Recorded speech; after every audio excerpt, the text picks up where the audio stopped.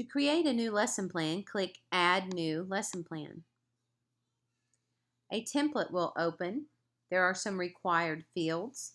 You must have a title for your lesson.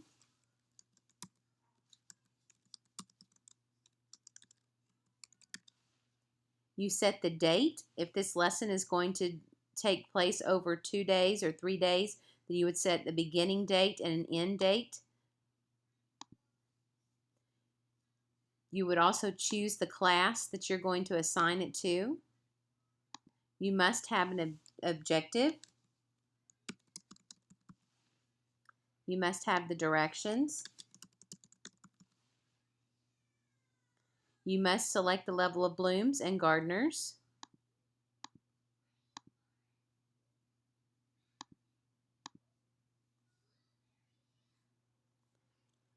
And then you must have a state standard attached to the lesson.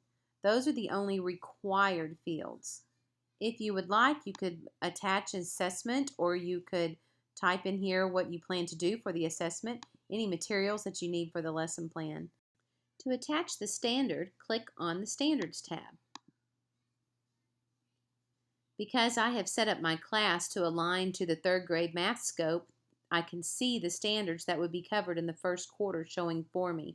That is in case I want to quickly find those. If I'm looking, maybe we're going to cover something that's not listed here, then I could go to the Common Core tab or the All Standards tab. This is where you can also attach other standards that may not be within the subject. In math, I might have some science standards that I'm going to cover, so I can select the grade level and all of the 3rd grade science standards will show, and then I could select the appropriate standard and check mark it. One thing you want to make sure you do is after you've selected all the standards that apply, you must click this button that says Add Selected Standards.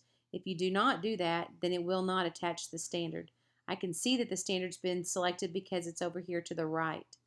I can also go back and find another. Maybe I want to look over here and I want to attach a reading standard. So I can do this by going down, selecting my grade level, and maybe we're going to be asking questions and I can check that. And then once again, add select standards.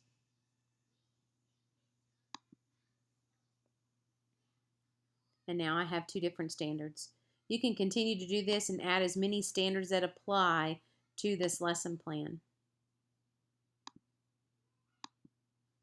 Once you have all the standards that you want, then you can go back to your details.